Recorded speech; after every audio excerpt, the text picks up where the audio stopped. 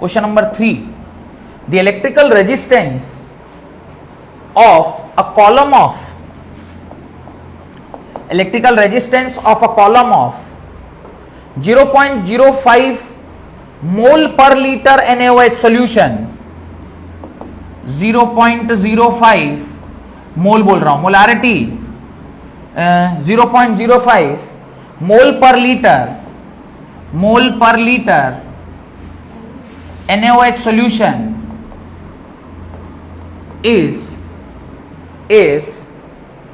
5.55 into 10 raised to the power 3 ohm, 10 raised to the power 3 ohm, 10 raised to the power 3 ohm. The length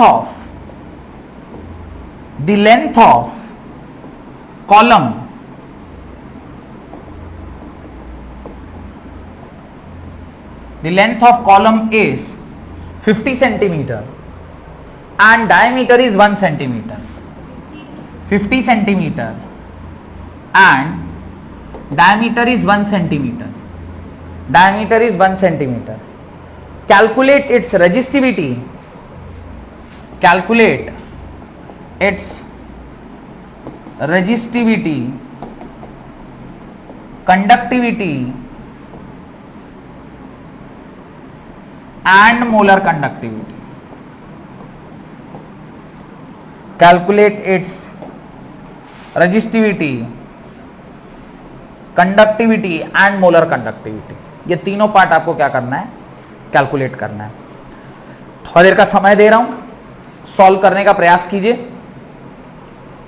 resistivity, आज की class में जो पहला page था उसमें मैंने आपको ये फॉर्मूला लिखवाया है रेजिस्टिविटी का. देखिए, रेजिस्टिविटी इज इक्वल टू, ये फॉर्मूला आप यूज कर सकते हैं. रो इज इक्वल टू क्या होता है, आर ए बाई एल होता है ना, तो ये फॉर्मूला भी आप यूज कर सकते हैं in order to solve this particular problem. तो रेजिस्टिविटी, लेकिन उससे पहले, रेजिस्टिविटी सॉल्व करने से पहले आपको rho is equal to R L by A है, sorry R A by L है. अब आर तो डायरेक्टली दिया हुआ है, आप आर डायरेक्टली यूज करिए, तो फॉर्मूला आपको यूज करना है. दिस फॉर्मूला आप यूज करिएगा, ये फॉर्मूला आपको यूज करना है. लेकिन जो आपका आर है, ये आर दिया हुआ है 5.55 into 10 raise power 3 ohm. Area नहीं दिया हुआ है. एरिया क्या होगा, pi D square by 4, pi D square by 4 होगा ना, पाई आर स्क्वायर बाई 2. अरे डायमीटर दिया है ना, तो डायमीटर के टर्म्स में पाई डी स्क्वायर बाई 4 फॉर्मूला होता है ना, पाई डी स्क्वायर बाई 4. तो इसको pi 22/7 into d 1 into 10 raise power -2 का whole square pi D square by 4. इसको सॉल्व करके आपको क्या निकालना पड़ेगा, क्रॉस सेक्शनल एरिया. और जब आप इस क्रॉस सेक्शनल एरिया को निकालेंगे आएगा 0.785 सेंटीमीटर स्क्वायर. कितना आएगा, 0.785. अच्छा, यहां पे हमने मीटर में बदल लिया है, तो अच्छा सेंटीमीटर में ही रखिए. क्यों, क्योंकि हम लोग ज्यादातर चीजें किस में रखे हैं, सेंटीमीटर में ही रखे हैं ना, तो ज्यादा अच्छा होगा. आप इसको किस में रख दीजिए, सेंटीमीटर में रखिए. तो ये सेंटीमीटर स्क्वायर आ जाएगा, 0.785 सेंटीमीटर स्क्वायर. किस चीज का बोलिए, रेजिस्टिविटी का 87.135. डन. और लेंथ आपको 50 सेंटीमीटर दिया हुआ है. एलिजिबल टू कितना दिया हुआ है, 50 सेंटीमीटर. तो बस इन तीनों वैल्यूज को अब आप क्या कर दीजिए, पुट करिए. तो रो इज इक्वल टू क्या होगा, आर ए बाई एल.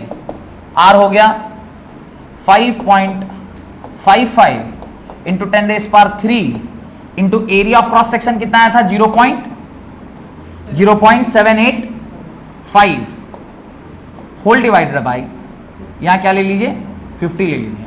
और जब आप इसको सॉल्व कीजिएगा तो ये आएगा, कितना आया है 87.135।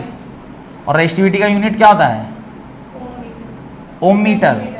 ओम यहाँ पे क्या आ जाएगा? सेंटीमीटर आए, तो रेजिस्टिविटी का यूनिट क्या हो गया? ओम सेंटीमीटर। अब आपको क्या निकालना है? ये आपका फर्स्ट पार्ट का आंसर है, दीदी answer to your first part. अब आपको सेकंड पार्ट में क्या चाहिए? कप्पा चाहिए, के चाहिए। के निकालने का मतलब होता है 1/87.135। तो के आपका कितना निकल के आ जाएगा? तो डिवाइड दीजिए, के का वैल्यू होगा 0.01148, 0.01148 और यूनिट क्या आ जाएगा? Ohm inverse centimetre inverse. This is the answer to your second question. ये आपके सेकंड क्वेश्चन का आंसर है। अब क्या रहना है? थर्ड पार्ट में जाना है। Now moving to third part. Third part molar conductivity बोला है, तो lambda m is equal to k into 1000/c। तो k lambda m is equal to k into 1000/c। k का वैल्यू अभी कितना निकालें? k का वैल्यू आया है 0.01148 इंटू 1000। और आपको कंसंट्रेशन दिया हुआ है शायद सवाल में, कंसंट्रेशन दिया है 0.05 मोल पर लीटर। तो आप इसको यहां पे डायरेक्टली क्या कर दीजिए? यूज कर दीजिए 0.05। तो यहां से जो आपका लैम्डा m है उसका वैल्यू निकल के आ जाएगा। Lambda m is equal to कितना आएगा?